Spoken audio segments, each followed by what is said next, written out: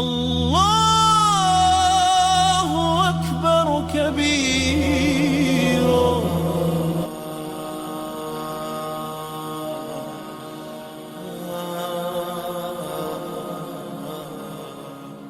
To comprehend the sheer magnitude of this upcoming event, we must look at the linguistics.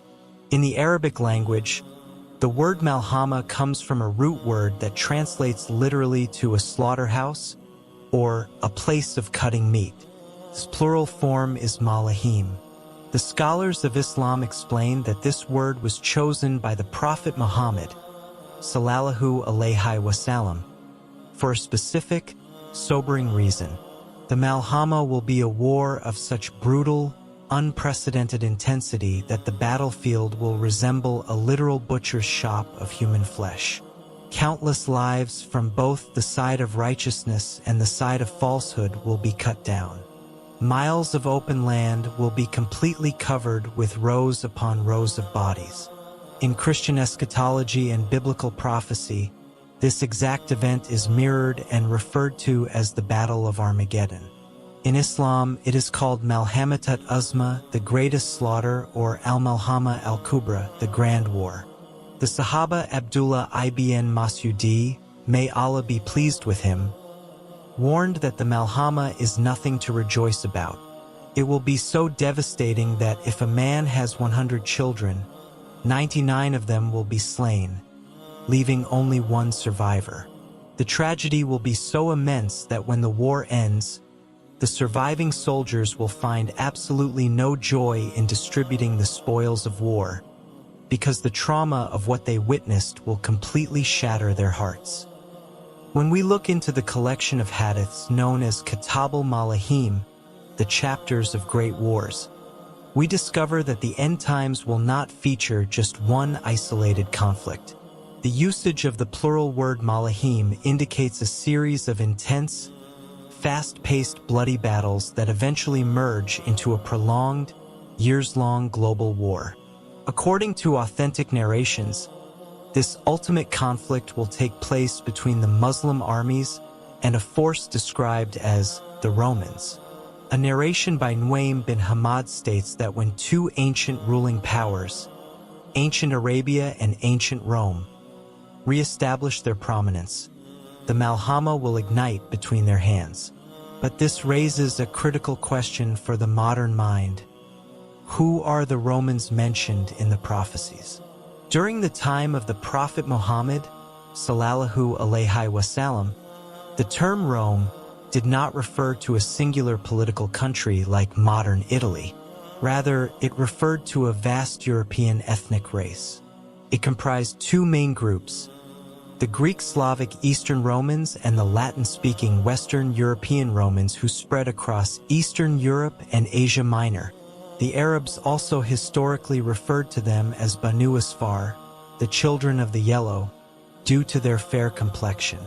These were the European peoples who eventually adopted Christianity under Emperor Constantine, the founder of Constantinople.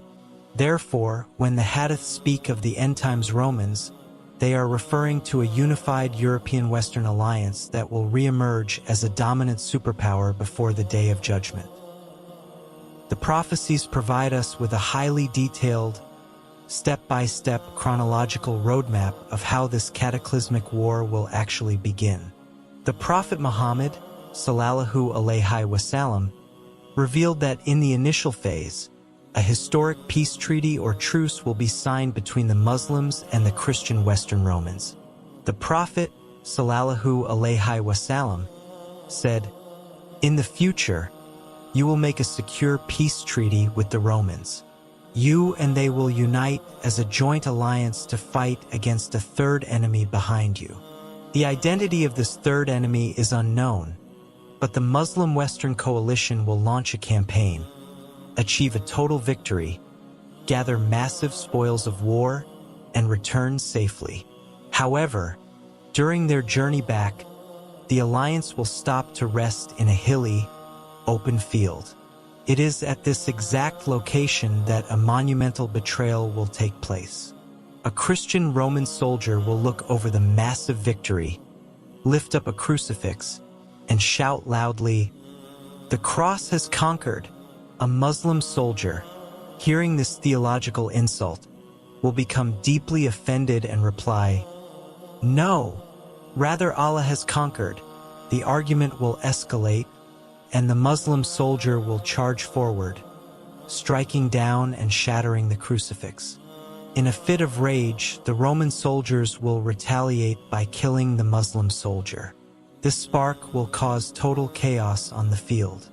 The remaining Muslims will instantly draw their weapons, and a sudden, fierce battle will erupt between the former allies.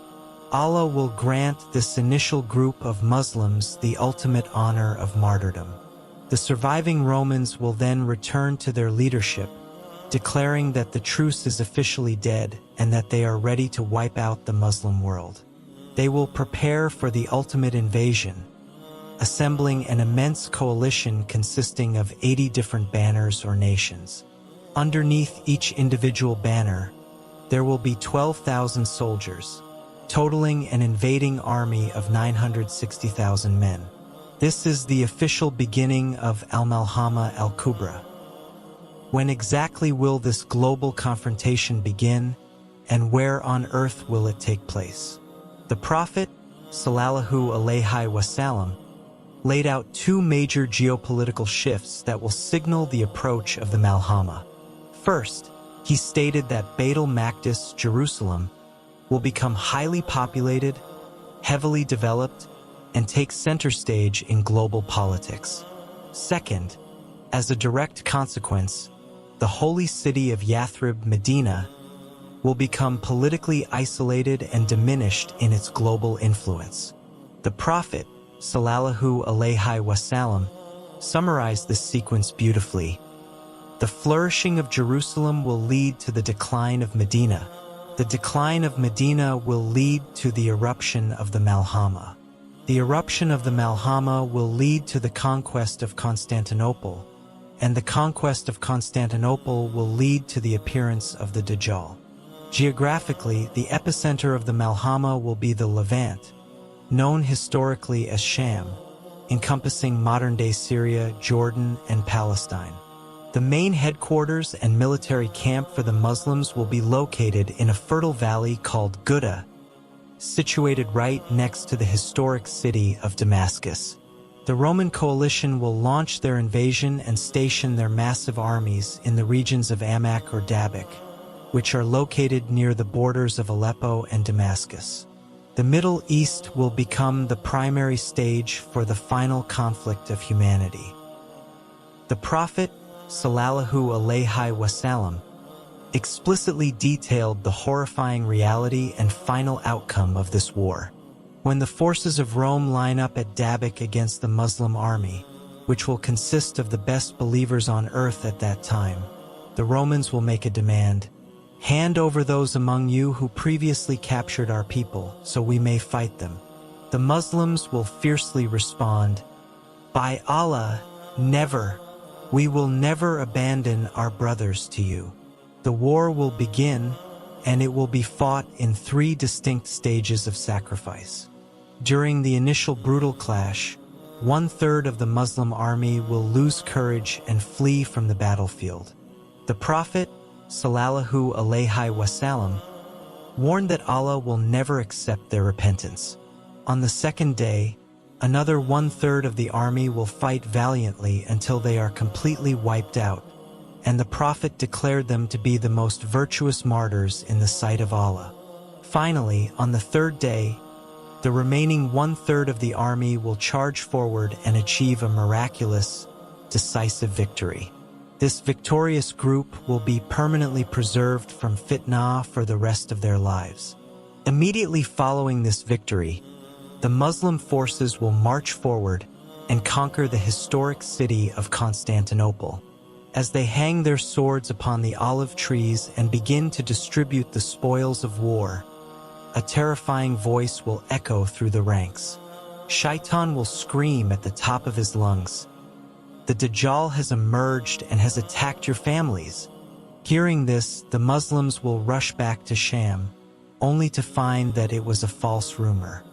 However, shortly after their arrival back in the Levant, the real false Messiah, Masih ad-Dajjal, will officially manifest. The Muslim armies will stand in straight rows, preparing for a seemingly impossible war. As the Iqama is called for the morning prayer, the sky will split open, and Jesus Christ, Prophet Isa alayhi salam, will descend upon the white minaret of Damascus. He will join the Muslim army, and the moment the enemy of Allah, Dajjal, looks upon Isa alayhi salam, his physical body will begin to dissolve instantly, like salt dissolving in water. Isa alayhi salam will strike him down with his spear, bringing a definitive end to the reign of terror. Now, let us tackle the critical intellectual error being made by many today: why we cannot loosely claim that the Malhama and World War III are the exact same event. While it is easy to look at modern geopolitical tensions and jump to conclusions, Islam requires us to be precise. There are 4 major scriptural differences. First, the Malhama is a divine, immutable prophecy. It is a fundamental part of a Muslim's aqidah regarding the end times, spoken by a prophet who received direct revelation from Allah. Conversely, a Third World War is a purely secular, human political concept based on formal declarations between secular nations. There is no divine guarantee that a war called World War III must officially happen just because humans experienced World War I and II. Second, the geographical locations do not align. The Hadiths explicitly and repeatedly lock the Malhama into the soil of Sham, Syria, Jordan, and Palestine. The Middle East is the absolute heart of the Malhama. A modern Third World War, however, is heavily projected to be fought primarily between global nuclear superpowers whose main territories and battlefields are situated in Europe, North America, and East Asia, far outside the Levant. Third, the factions are completely different. The Malhama is explicitly a war between a unified Muslim army and a unified Western European Roman coalition. World War III, under current geopolitical alliances, places non-Muslim global powers against other non-Muslim global powers, such as NATO against its Eastern rivals. It is a clash of secular interests, not a scriptural war between Muslims and the Romans. Fourth, the nature of weaponry described in the text suggests a complete collapse of modern technology. The literal text of the Hadith speaks of swords being hung on olive trees and horses being used on the battlefield. A modern World War III would involve digital artificial intelligence, automated drones, cyber warfare, and devastating nuclear missiles. While some argue that a nuclear war could wipe out modern electricity and force humanity back to ancient warfare, this remains a mere theory. We cannot forcefully twist the words of the Prophet to match our contemporary setting. The Malhama stands unique on its own terms. My dear brothers and sisters, warfare is not a matter of entertainment or excitement. The reality of the Malhama is a sobering reminder that a time of intense testing is destined to come upon this ummah. Our focus shouldn't be on hyping up wars out of emotional excitement, but on building our internal faith. We pray that Allah protects us from falling into the major sin of fleeing the battlefield when true trials arrive. We ask Him to grant us a faith so unshakable that our hearts long for martyrdom in His cause, and that He grants us the ultimate reward of Jannah through spiritual awareness, complete preparation, and steadfastness. If this deep dive into the reality of Al-Malhama brought clarity to your understanding of the end times, please support our mission here at Mindset Islam. Like this video, share it with your family to spread authentic knowledge, and subscribe to the channel with notifications turned on. Let us know your thoughts in the comments down below. How should a Muslim practically prepare their faith for the trials of the end times? Until next time, may Allah keep us grounded upon the truth. Assalamu alaikum warahmatullahi wabarakatuh.